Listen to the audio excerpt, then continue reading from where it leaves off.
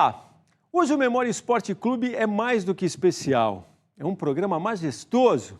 Vamos estender o tapete vermelho para receber Edson Arantes do Nascimento, o Rei Pelé.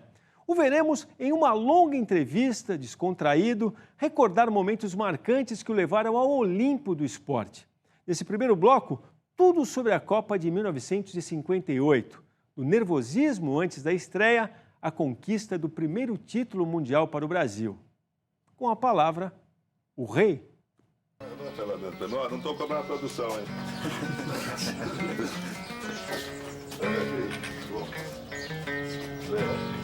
Calma. Tudo bom? Ó, vai cair na piscina. Olha essa aqui, que filmagem ótima essa aqui, ó. Aqui está nós. Tudo bom? Bem?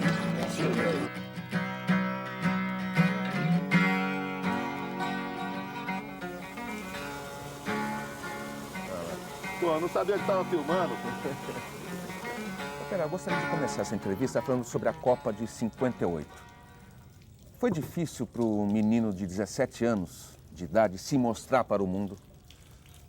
Não, difícil não foi. Difícil não foi. Para mim, foi assim um sonho, uma coisa inesperada, porque, poxa, tinha saído de Bauru há 2 anos atrás para vir para o Santos. O máximo que eu imaginava naquela época é jogar igual meu pai, jogar igual o Dondinho. E aí, poxa, teve aquele combinado Santos e Vasco, aí o Pirillo viu o jogo e eu fui para a seleção. Então, eu era garoto, eu não tinha compromisso nenhum, né? Eu fui chamado, foi a melhor coisa que aconteceu na época para mim, mas a responsabilidade não era minha. A responsabilidade era dos cobras da época, né? Quais eram os cobras? Na época era o Djalma Santos, Nilton Santos, o Gilmar, né? O Zito já era um cobra do Santos, mas também tinha sido convocado naquela época.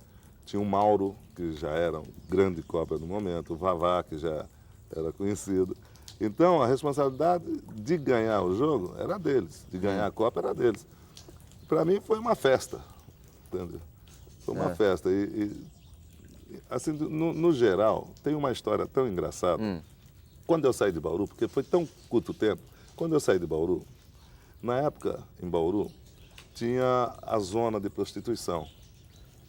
E a minha mãe dizia, porque nós estávamos no barquinho, eu já estava no Santos, ia passear, e minha mãe dizia assim, olha, eu não quero que você se junte com essas mulheres aí, porque as mulheres que andavam lá, que elas usavam jeans, calça comprida naquela época, não era nem jeans, era calça rancheira, né? Calça rancheira. Calça rancheira. Fala, as mulheres que usam calça rancheira e fumam, essas mulheres não prestam, não quero saber. Se eu ver você com algumas delas, você está excomungado. Bom, agora é para você ver. Aí nós saímos daqui, 2 anos depois fui para a Suécia. Chegou lá, quase todas as garotas andavam. E para mim, eu ficava pensando. E o pior, nós estávamos concentrados num lugar onde tinha um lago, era Indus ou Indo, 58. E no lago, as garotas faziam topless, porque na Suécia era comum aquilo, deu tudo biquíni. E nós íamos treinar para aquele lado. Pô, eu não olhava para o lado das garotas de medo de ser castigado.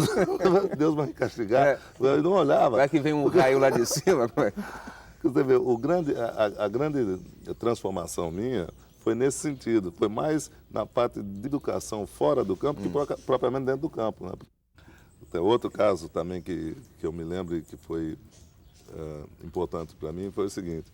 Nos exames psicotécnicos que foram feitos na época, eu era garoto, né? Tinha o Garrincha, que eles achavam que também... 23 anos, mas tinha ido lá que o Garrincha não tinha muita segurança, não era um cara muito equilibrado. Segundo o professor na época, até ele é morto agora, Carvalhais. Né? E aí, no laudo dele, ele falou, ó, o Pelé e o Garrincha não podem estar na seleção porque eles são muito jovens, não vão ter espírito para aguentar uma final. Então, quer dizer, contradiz tudo, né? Então é outro fato que foi importante. Tá, e o que esse pessoal, os cobras, te falavam pro menino Pelé? Pô, mas falavam tanta coisa, Muitas vezes, a gente, no treino tal, dava certo no treino tal. Aí o Didi mesmo chegava assim, pô, Pelé, pode se preparar que eu jogar. Porque eu estava com o joelho meio machucado, que eu comecei a treinar, né? Por causa do acidente que teve no jogo treino Corinthians e Seleção Brasileira. Que era um treino, mas acabou virando o jogo, né? Por causa da história do Luizinho, que era o cobra na época do Corinthians, não foi convocado, então virou batalha. E eu me contundi. Então eu fiquei fora os primeiros jogos. E eu achava, né, falando, eu já estava treinando bem, achava que o joelho ia doer e tal. Aí o Didi vinha para mim e falou, pô, Criolo, deixa de ser medroso, pô. Deixa de tá tremendo. Você já tá bom desse joelho aí. Aí vinha o Mário Américo e falava assim, não, tu vai jogar. Não se preocupe que você vai jogar, não estamos vendo aí, você tá bem, você vai jogar. Então cada um deles dizia uma coisa, sabe? Outros gozavam.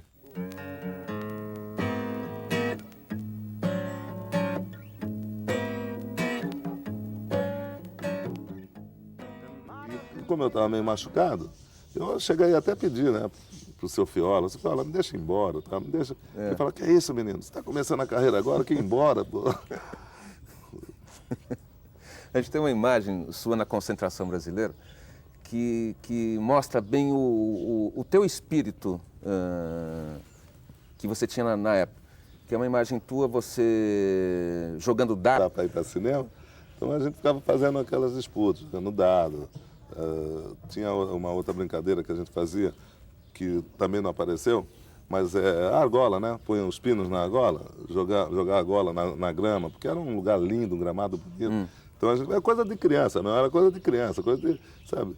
O adolescente de hoje é muito mais preparado que o adolescente daquela época, né? Então, o garoto, como eu era garoto naquela época, de 18, 17 anos, nossas reações ali, e também, olha, o Mazola também, que tinha ido naquela época, o Altafino, era um moleque. O Garrincha era outro moleque. O Dida, que chegou a treinar, até o pessoal confunde, né? Porque eles acham que eu era a reserva do Dida, né? Porque o Dida estava no Flamengo, já era um jogador conhecido. Mas o Dida entrou depois que eu me machuquei. O Dida também era uma criança, só vivia com brincadeira, sabe? Então, aquela época, 18 anos, 17, 18 anos, nós não tínhamos o mesmo preparo, né, que tem os garotos de hoje, da mesma idade. Aí você estreia na Copa, no jogo contra a União Soviética. O que representou isso para você? Pô, eu estou jogando agora. Não, depois que eu vi que o joelho já estava bem, que eu já comecei a treinar e já comecei a perturbar lá o pessoal no treino, aí eu já vi que eu já tinha pego confiança que eu podia entrar. Entendeu? Quando eu entrei, eu já entrei praticamente confiante, porque o Fiola falava, olha, você vai entrar porque você está bem, não precisa ficar com medo, porque com a sua idade, do jeito que você está jogando, esses gringos aí não vão te pegar, pode ficar, não fique com medo do tamanho dos gringos. E aí eu já entrei já mais ou menos, sabe, confiante. Peraí, e o seu gol contra País de Gales? Que momento de inspiração foi aquele? Não, eu acho que realmente a minha carreira começou aí, em termos de internacional, em termos de seleção. Porque depois que saiu aquele gol, o Brasil classificou, e da classificação foi campeão, e quer dizer, eu que fiz o gol. E aquele jogo foi um jogo difícil, foi um jogo de retranca, o País de Gales jogando duro e chegando junto. E nós ganhamos de 1-0, né? Que foi um jogo duríssimo. Então aí eu acho que aí eu amadureci. Porque antes, tudo bem, eu tinha confiança jogando, tinha feito já jogos amistosos, treinos contra a seleção. Mas aí é que aí eu senti confiança. Acabou o jogo, pô, o Brasil classificou, foi eu que fez o gol da vitória. Então eu falei, poxa, bom, agora eu sou homem, agora eu sou macho mesmo, agora eu estou no time. E dali para frente, os outros 3 jogos, né, para mim foi praticamente fácil, sem aquele nervosismo, sem aquela tensão, né, sem o medo da criança enfrentar os homens. Né. Como é que você encontrou aquela brecha para dominar com perfeição aquela bola, dar aquele chapeuzinho e fazer? Bom, tem uma brincadeira que o Valdemar de Brito fazia para a gente, brincava com a gente na época do Baquinho, que ele falava assim, olha, o jogador inteligente, quando pega a bola, se não dá para ir por baixo, tem que ir por cima. Então tem que meter um chapéu. E era muito habitual naquela época a gente dar chapéu. Não sei, vários jogos, mesmo no Campeonato Paulista. Depois teve o outro jogo contra a Suécia, o último gol contra a Suécia, que foi também um chapéu. E vários outros jogos no treino, que eu tinha muita habilidade para dar chapéu, porque era uma coisa que a gente treinava na rua, em Bauru, nos campinhos, que sempre jogava com um monte de gente. Então você era corriqueiro. Era uma coisa mais ou menos normal, né? E como eles estavam jogando fechado, né? Geralmente sempre um chegando junto dentro da área. Então, quer dizer, naquele momento eu tive que dar aquele meio chapéu, né? E depois eu chutei prensado ainda. Você vê que quando eu bato na bola, ela sai meio prensada.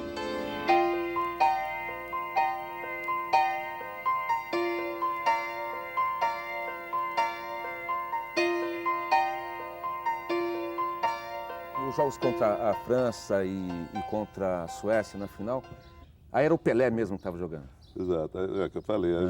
Apesar de que no jogo contra a França, foi o jogo que eu entrei mais receoso, porque os outros times eu não estava muito preocupado. Como a França estava muito bem, não é? Tinha o ataque da França era um ataque bom, né? Tinha o Copal, Pentoni, Fontaine. Então, mas como eu já estava mais ou menos preparado, já era o homem mesmo, então esse jogo não foi, apesar de que a gente ainda teve alguma dificuldade. Lá tem, pô, olha a cintura dele, cintura quadradona, daquele, pô, esse gringão aí não marca a gente. Então a gente está sempre brincando. Na final, quase todos os jogadores do Brasil estavam, poxa, ansiosos, preocupados, né? Eu não estava, foi o jogo que eu não, sabe, eu fiquei numa boa, eu não tive problema para dormir. Teve vários jogadores lá que não dormiram, que eu sei. Os caras, pô, não dormiram à noite, ficaram a noite toda, não conseguiram dormir de tensão, né? Eu não, esse jogo contra a Suécia parecia um jogo normal. Aí você acordou bem. Que tem uma história bem, lá em cima de você, né, Pelé? Quando você acorda bem, não é? Mas eu, graças a Deus, na minha carreira, eu sempre acordava bem. Deus me ajudava, me dava aquela paz de espírito, eu sempre amanhecia bem. Mas acontece que aquele jogo, nós tomamos o primeiro gol da Suécia. Quando tomou o primeiro gol, realmente foi uma ducha fria, né? Pô, tá todo mundo confiante, porque era o time que não assustava, porque o time que poderia assustar era a França, né? Pô, aí contra a Suécia, nós tomamos o primeiro gol, que aliás foi um bonito gol acho que foi do Gunnar Green, né? O centroavante da Suécia driblou.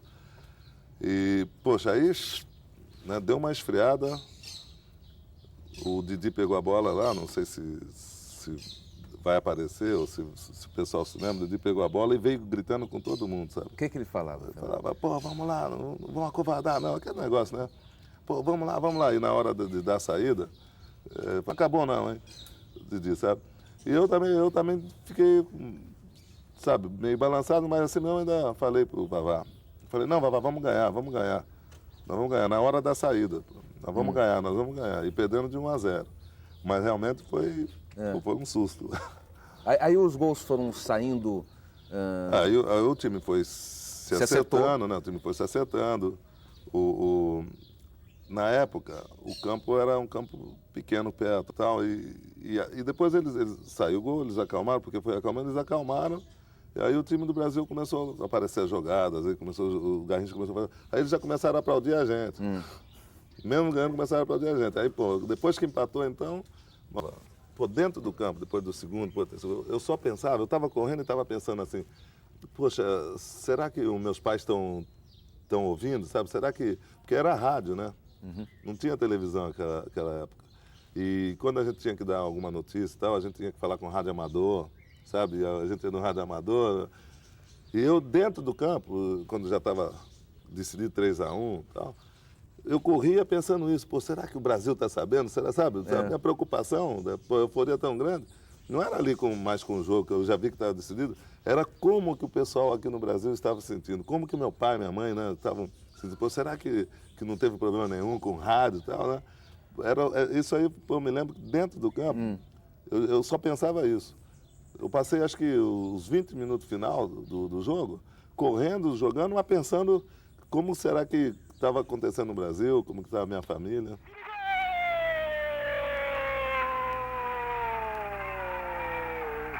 Magistral gol de E o último gol, Pelé, é aquele gol para... É o chamado tiro de misericórdia, né? Em cima do adversário. Porque eles já estavam realmente ali, já estavam mais ou menos, né, derrubados. E eles tinham saído para atacar, porque não tinha outra alternativa, eles começaram a sair, aí começou a ficar mais fácil o nosso contra-ataque. E essa jogada tem uma coisa engraçada nessa jogada. Quando estava podendo respirar. Depois, né, depois do jogo, sim, foi aquela choradeira, tudo. Mas na hora do gol, imediatamente na hora do gol, isso é uma coisa que eu estou dizendo agora, eu perdi o fôlego, porque quando eu subi, eu cabeceei, não sei se vai dar para perceber, mas eu perdi o fôlego, eu queria respirar e não dava, e todo mundo achando que eu estava com emoção, emocionado e tal. E depois não, depois do jogo, foi ontem mesmo. E você só guarda imagens bonitas de 58? De 58 só. De 58 realmente foi um início, foi uma base sólida, uma coisa, sabe? A harmonia entre os jogadores e diretores, né? Porque era uma outra época, o respeito entre os jogadores, né? Então, realmente foi uma coisa bonita, foi uma coisa forte. É uma época que realmente vai ser difícil de esquecer, porque foi uma coisa muito bonita, uma coisa muito harmônica, sabe? Foi um negócio de Deus mesmo.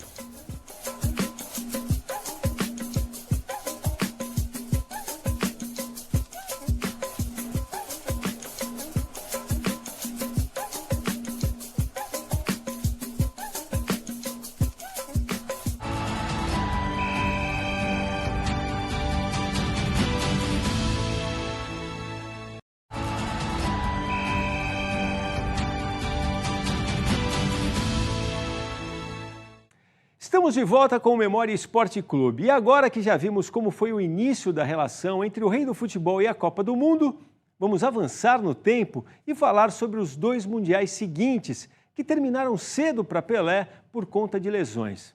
O bicampeonato da seleção brasileira em 1962 e os motivos que levaram à eliminação em 1966 darão o tom da conversa neste bloco. Se ajeite aí para seguir passeando pela história do maior camisa 10 de todos os tempos.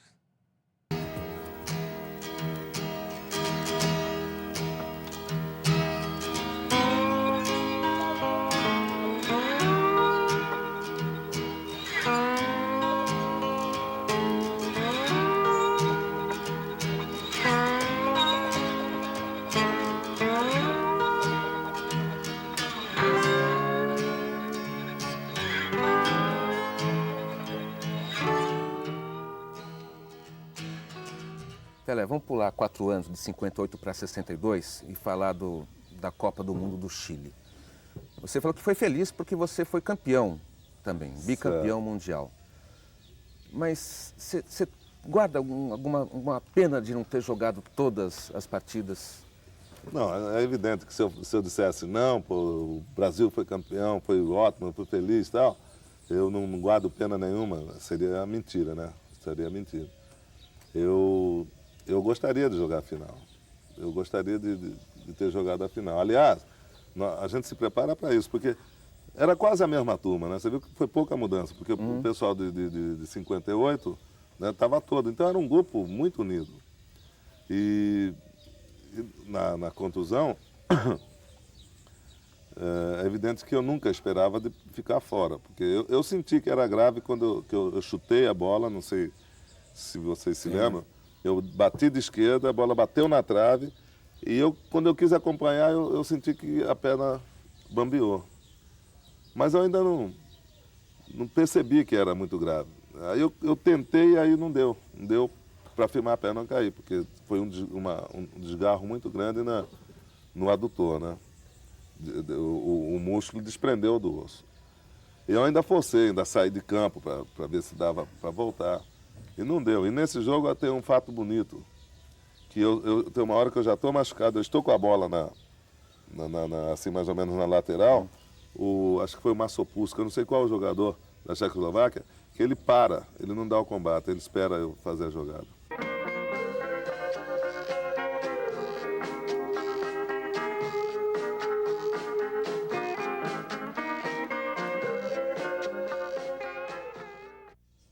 foi duro, Pelé, você ficar do lado de fora vendo o Brasil ganhar a Copa? Foi difícil. É gostoso você estar ali, porque quando se ganha, tem a festa toda. A gente ficava no vestiário, na saída do vestiário, na parte dos reservas. Pô, aí a gente fazia festa com a torcida, tudo. Pô, foi maravilhoso, mas é duro você estar de fora, você prepara para jogar uma Copa do Mundo. Aí depois, pô, uma contusão, que não foi nenhuma contusão de agressividade da outra equipe. Não foi uma coisa que acontece no futebol. Né? Então não tinha nem por que lamentar, né? Então, realmente é triste ficar de fora. E o pessoal falava, Pelé, não, a gente vai ganhar por você, que tinha essa história, né? Não, só na final. Na final. Na final que o Amarildo, né? O Amarildo veio, pô, não se preocupe não, o Zito, não se preocupe, Criolo. A gente vai ganhar, vai trazer para você esse caneco aí, não sei o quê. Eu falava, pô, vamos lá, tal. Sabe, eles ofereceram, diziam que ia ganhar para mim. Porque o time também estava bem, né? O time estava confiante. O Amarildo entrou bem. Né? Então não teve assim uma baixa muito grande na equipe. Porque assim, o Garrincha ficou mais endiabrado, o Amarildo se tornou mais possesso do que era, né? Pô, o Garrincha, eu acho que talvez as duas últimas partidas dessa Copa, o Garrincha foi o jogador mais brilhante de toda a carreira dele. E principalmente da Copa do Mundo, né? Porque o Garrincha fez gol de perna esquerda, o Garrincha fez gol de cabeça. Ele passou a se mexer mais, porque o Garrincha sempre foi especialista, não é? Ponta direita, rápido, cruzava pra gente, quer dizer, nós cansamos de fazer gol na excursão aí, que o Garrincha ia ali no fundo, dava pra trás, era só fazer, né? Porque a gente sabia que ele passava mesmo. E o Botafogo também, na época o Quarentinha era artilheiro, né? O Botafogo, então o Garrincha era um especialista. Mas nos dois últimos jogos, o Garrincha passou a ser o homem da seleção. Ele passou a jogar de centroavante, ele ia para o meio, ele batia falta, sabe? Então eu acho que foi a parte mais, entende? Por exemplo, de luz do Garrincha, acho que foi esses dois últimos jogos de toda a carreira dele. Chile e Tchecoslováquia na final. E quando o Brasil se tornou bicampeão? Pelé? Aí já era uma coisa para nós, já não era uma coisa tão nova, né? Para a equipe já não era uma coisa tão nova. E também já era de esperar. Porque a seleção era a seleção que estava melhor do que as outras, a gente já sentia, né? Então já não era uma coisa nova, porque já tinha sido campeão. Mas mesmo assim, porque sempre é festa, né? Aí fomos para a embaixada, e aí vem aquelas gozações todas. Eu, com todo o respeito que nós temos a Elza Soares, mas nessa época, né, foi quando o Garrincha começou com a Elza e tal, né? E aí, pô, a gente perturbava o Mané, né? Porque a gente tinha que falar mais ou menos, né, no low-key, nos bastidores, porque o Mané ainda era casado. E a Elza estava lá. Então a gente dava gozar, pô, mas era uma festa danada, pô, ninguém ligava para nada, né?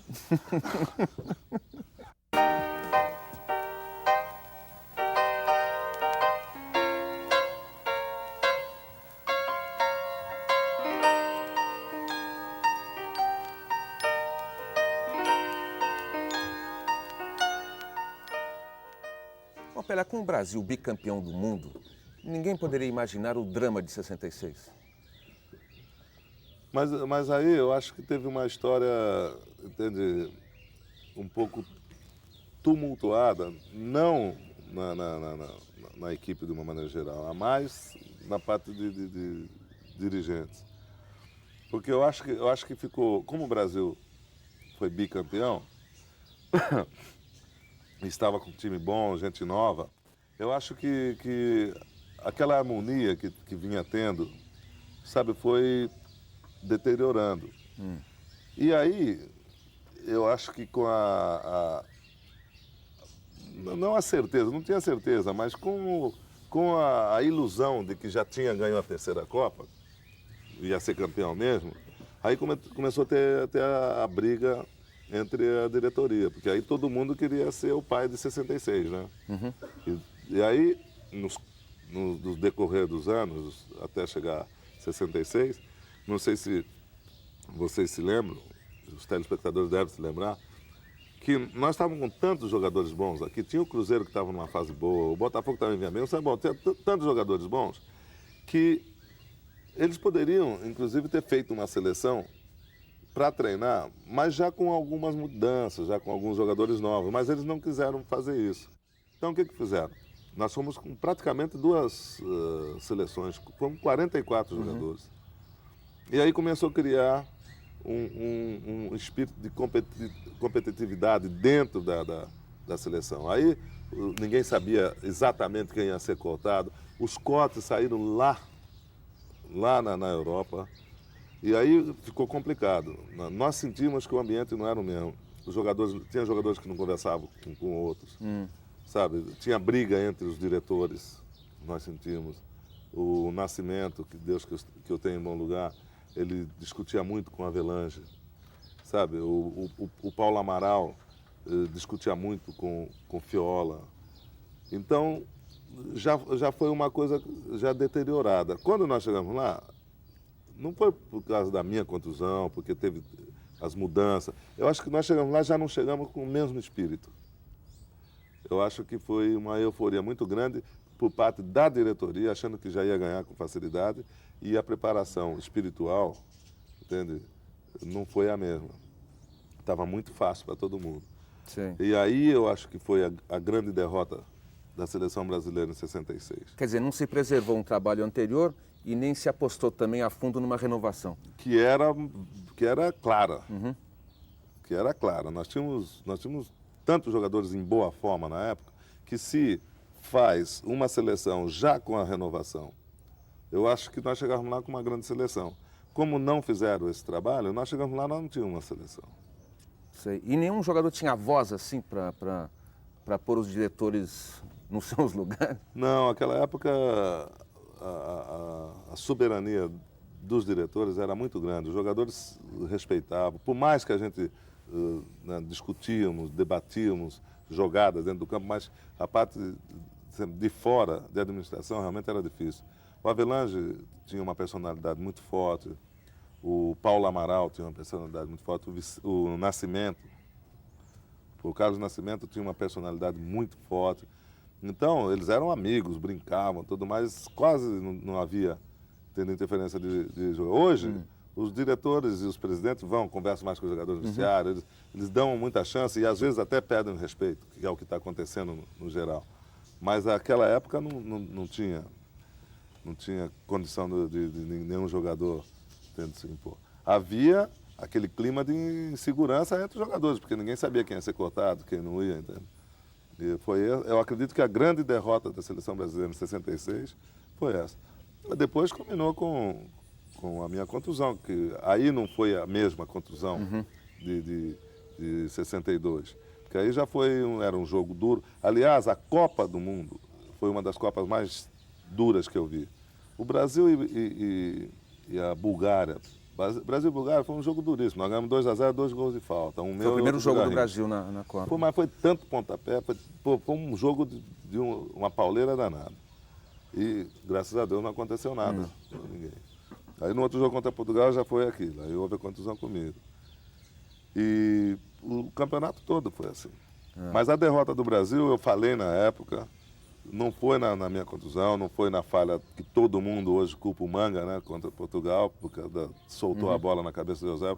Foi nada disso. Não foram as trocas de jogadores de um jogo para o outro. Foi que já saiu com um convencimento muito grande, com um favoritismo muito grande e teve toda essa confusão na preparação. Então a vitória contra a Bulgária não serviu nem mesmo como ilusão para a crise da Copa? Não. Foi, quer dizer, um jogo difícil, um jogo duro, mas nós ganhamos com dois gols de falta, de bola parada.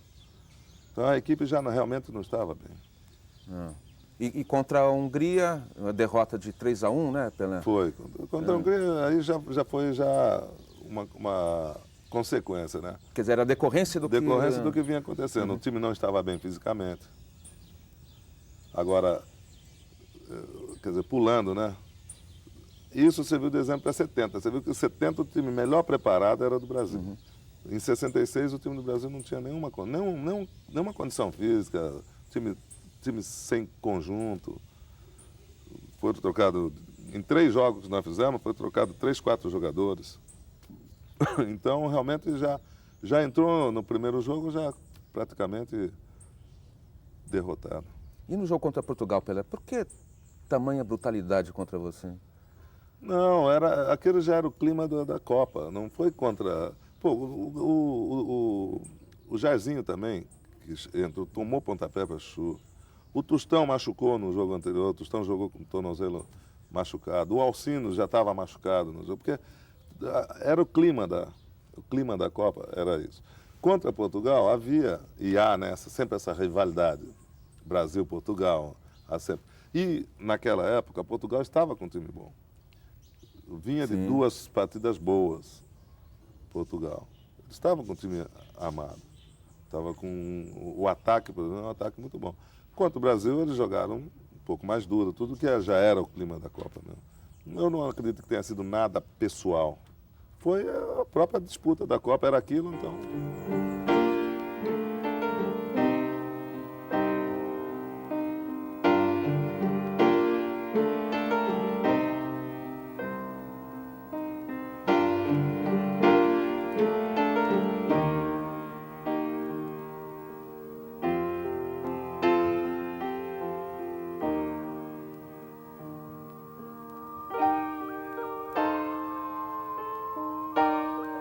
Foi sua única derrota vestindo a camisa do Brasil em jogos de Copa do Mundo, né?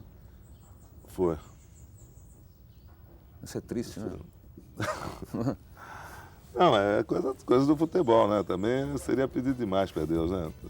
Já tá bom, né? 4 Copas ganhamos 3, então já tá ótimo, né?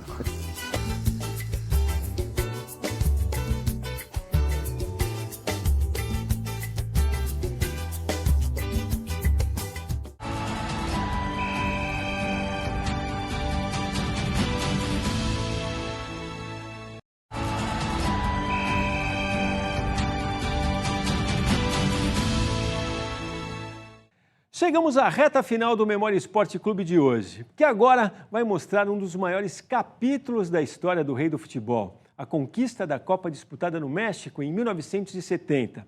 Será um passeio pelos bastidores do time que encantou o mundo e deu o 3º título mundial ao Brasil. As dificuldades, o jogo mais complicado e até o impacto do cenário político da época. Tudo isso na interpretação do Eterno Rei, a partir de agora.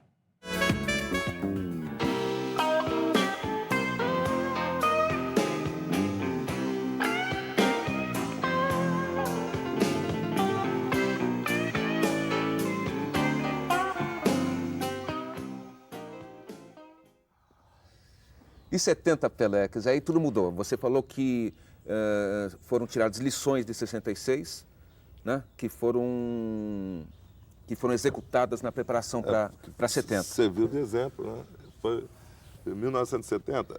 Às vezes, entende, o pessoal esquece, né? Porque 70 já era o Pelé, já tinha... todo mundo já conhecia, o mundo já conhecia. O Santos com várias vitórias, as Copas do Mundo. Então parecia mais fácil. Mas foi a Copa mais difícil para mim. Foi a mais difícil? Foi a mais difícil, porque em 58 eu não tinha responsabilidade. Eu era um garoto novo que estava chegando, que ali era um sonho, assombrado, estava ali na Suécia. Eu já vinha desde de criança que eu treinava com o BAC, em Bauru, com adultos, treinava com o Noroeste. Então eu era novo, mas eu não tinha muita preocupação. E agora a responsabilidade não era minha, era dos outros cobras, né? Então eles é que tinham a responsabilidade de ganhar. Agora em 70 já foi ao contrário. Em 70 já a responsabilidade já era, né, dos jogadores mais antigos, eu era um deles. E como tinha todos aqueles problemas, né, políticos na época, então a pressão era muito grande do governo, que tinha que ganhar. E eu, que já tinha mentalizado, já tinha feito um plano de ser a minha última Copa do Mundo, pensava em deixar de jogar futebol em seguida, no ano seguinte. Então eu estava com uma pressão muito grande. Eu estava com um problema sério. Aquela gozação que eu fiz, em 58 teve os cobras que não dormiram, não sei o quê. Eu, na antevéspera do jogo, da semifinal, eu abri a boca. Eu passei a noite toda chorando, porque foi uma descarga emocional que me deu. No dia da final, eu fui no ônibus, quando estava chegando no campo, me deu outra descarga emocional, eu comecei a chorar. Tá? Nós estávamos fazendo batucada, eu estava no banco de trás, aí começou a chegar perto do estádio, começou a bandeira, aquela torcida de 70, eu comecei a chorar. E não sabia direito por que era. Dentro do ônibus, antes do jogo. Poxa.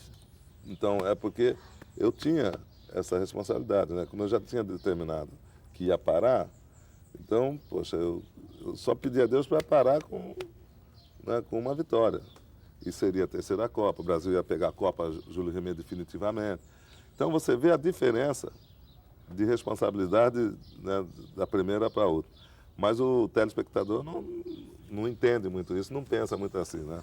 Ele acha que por eu ter sido mais jovem, com 17 para 18 anos na época, que a responsabilidade era maior, mas não. Foi o inverso. E tudo contribuiu para a vitória brasileira em 70, Pelé? Contribuiu justamente por isso, porque, por coincidência, já teria também, entende, a expectativa do Gerson parar de jogar. O Carlos Alberto também disse que não estava a fim de jogar mais na seleção. O Félix já disse que não estava. Então, houve uma concentração, né, de energia ali, porque quase todo mundo estava querendo sair bem. Sim. Né? Todos os jogadores que estavam ali na época estavam querendo. O Brito mesmo, já tinha dito que era o último ano dele no Vasco, que ele não ia jogar mais. Então, quer dizer, estava todo mundo pensando em sair bem. Foi por isso que, acho que em toda a história do Brasil, a equipe que estava melhor fisicamente, o conjunto melhor, a união maior, foi nessa Copa de 70. Né?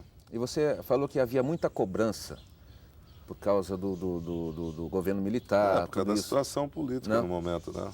E vocês sofriam isso diretamente? Claro. Imagina você estar numa concentração, aí vem um recadinho, o presidente deseja boa sorte, mas tem que ganhar, tal. Aí passa um político que vai ver o jogo lá, um ministro que chega lá, olha, eu vim aqui dar um abraço a vocês, mas estamos esperando a vitória. Sabe? Olha, o Brasil precisa de vocês. Né? Então, você vê a pressão, sabe, isso realmente mexe com a pessoa. Né? Como é que você conseguiu controlar isso, administrar isso, esse tipo de cobrança? Não, com a parte de disciplinar, com o preparo físico, procurando, fazer a união da equipe, que a gente sempre conversava, nós bater um papo. Aquela onda que quem escalava o jogo era eu, o Carlos Alberto, o Gerson, aquela onda lá é porque a maioria dos repórteres que estavam lá, eles vinham sempre a gente.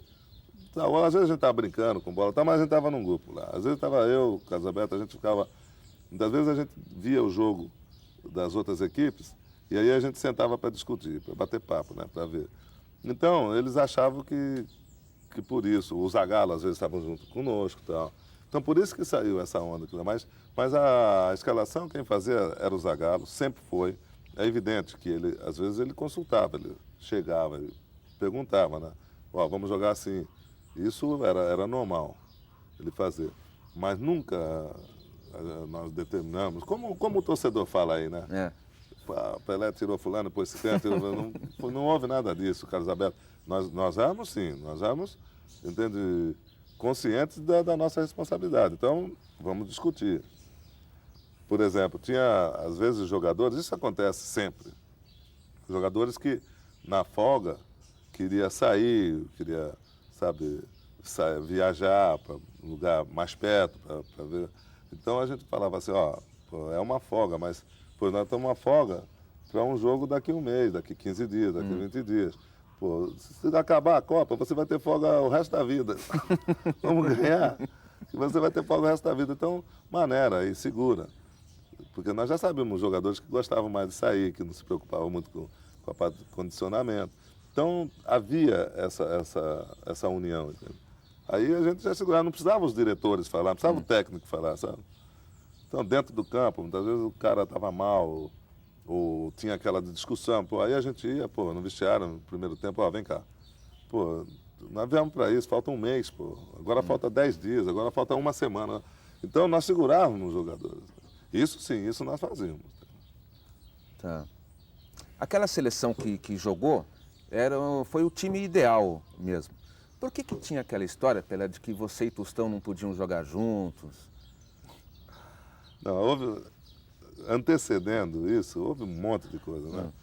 Houve um conflito muito grande entre os diretores. Você se lembra que na preparação, na eliminatória, teve que mudar de técnico. Bom, o Saldanha era excelente pessoa, assim, para brincar, mas não tinha muito equilíbrio, porque ele, inclusive, o Saldanha, ele era muito irreverente, ele brincava tal, mas às vezes falava umas coisas, sabe, para o repórter. Você viu que ele saiu, foi dar tiro no Strick, o Strick disse que ele não sabia nada de bola, no Botafogo ele foi dar tiro no Manca.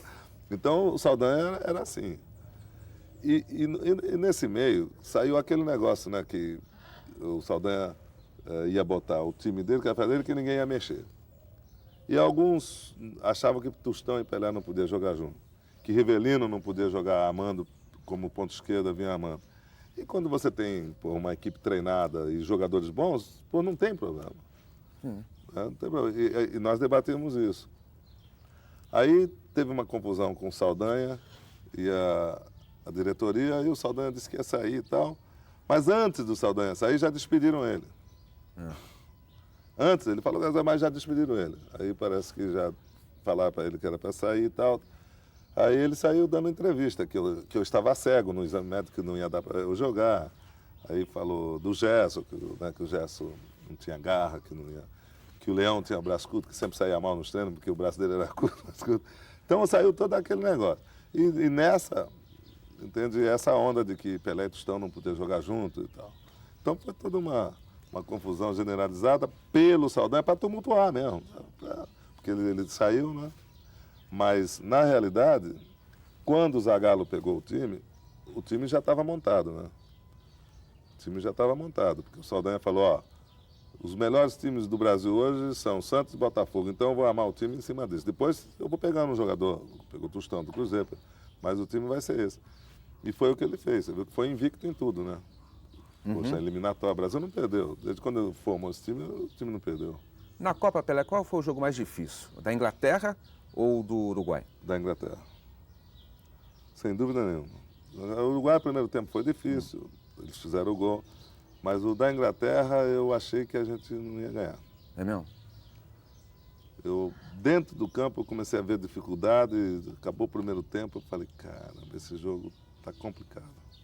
Mas a gente, no vestiário, depois da defesa, no vestiário, faltando 45 minutos, nós nos unimos e falamos, ó, hoje não tá mole. Hoje o jogo vai depender de pôr o coração na ponta da chuteira. E mesmo assim, você viu que a Inglaterra teve 2 ou 3 oportunidades no final, quase decidiu o jogo. Uma bola na trave, um gol que o centroavante da Inglaterra, não sei se foi o Bob Shaw, quem estou na trave foi o Bob Shaw. O centroavante perdeu um gol, mas na cara do gol. Esse jogo foi o jogo mais difícil, sem dúvida nenhuma. Paulo César, Tostão, venceu a bola Moore, penetra Tostão, vence ao Wright, vence de novo a bola Moore, deu na área, Pelé, parou Pelé, deixa Jair, vai atirar, atira e gol! Gol do Brasil, Jair! Sensacional jogada de Tostão, Brasil 1, Inglaterra 0. E aí deu essa impressão de que, passada a Inglaterra, o caminho já estava... Já.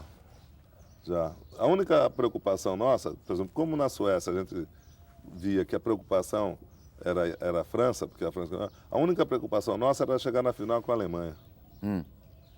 Porque a Alemanha estava muito bem. Mas aí a Itália ganhou da Alemanha e nós jogamos com a Itália. Nós estávamos torcendo para a Itália. Claro, né? Torcendo para a Itália. E foi para a prorrogação. Foi um jogaço, né? Foi um jogaço. Foi. E contra o Uruguai, Pelé, o passado dessas duas seleções bateu em você? Não, nós inclusive discutimos isso lá, nós brincávamos, sabe? Tinha alguns jornalistas, ainda teve pessoal que, pô, é a oportunidade da revanche, porque eu acho que foi em Copa do Mundo, depois das 50, a primeira vez que o Brasil jogou com o Uruguai.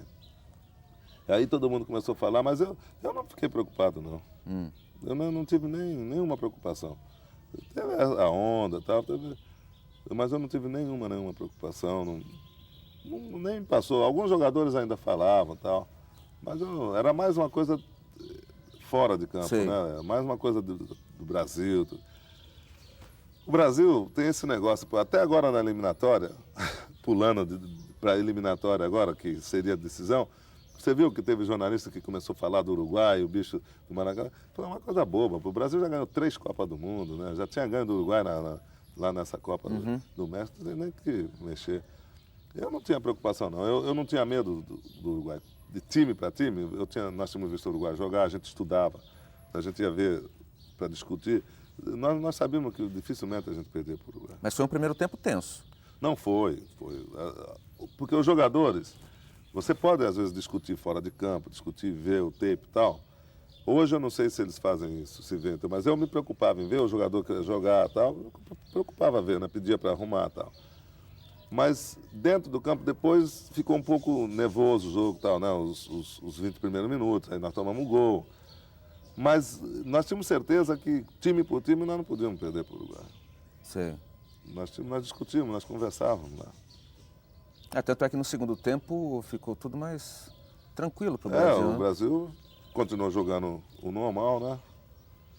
Porque o nosso time tinha uma qualidade também.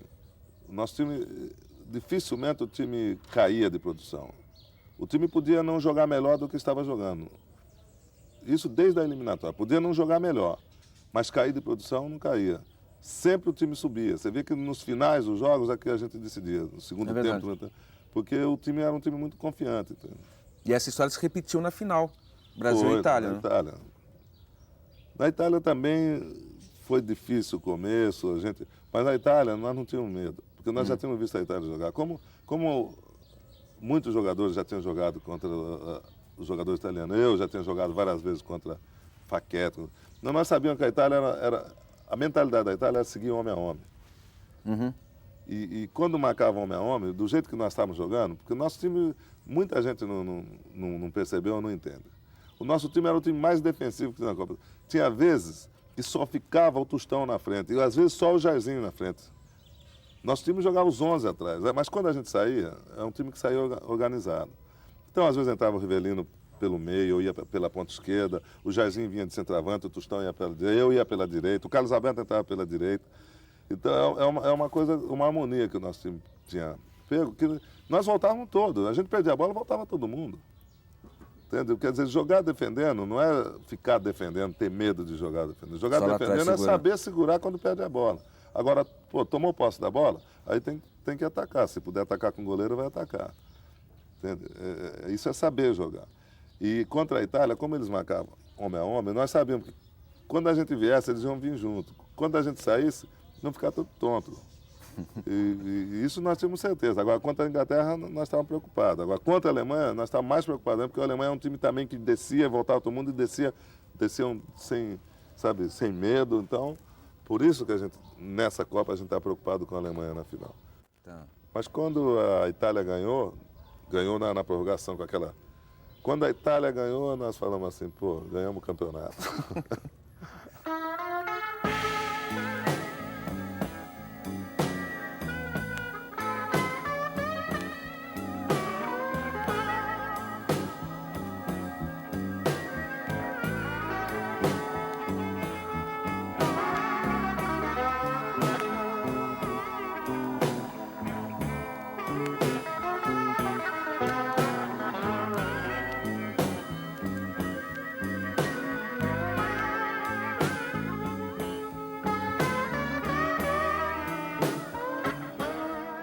Brasil tricampeão do mundo, festa até no mundo inteiro, né? Agora, pera, me diz uma coisa. Como é que você foi capaz de produzir jogadas tão maravilhosas naquela Copa? Tiveram outras jogadas que não apareceram, porque foram contra a Romênia, contra Peru. Então, outras jogadas que não apareceram muito, apareceram mais as dos jogos decisivos, né? Mas eu acho que tudo isso foi essa concentração espiritual.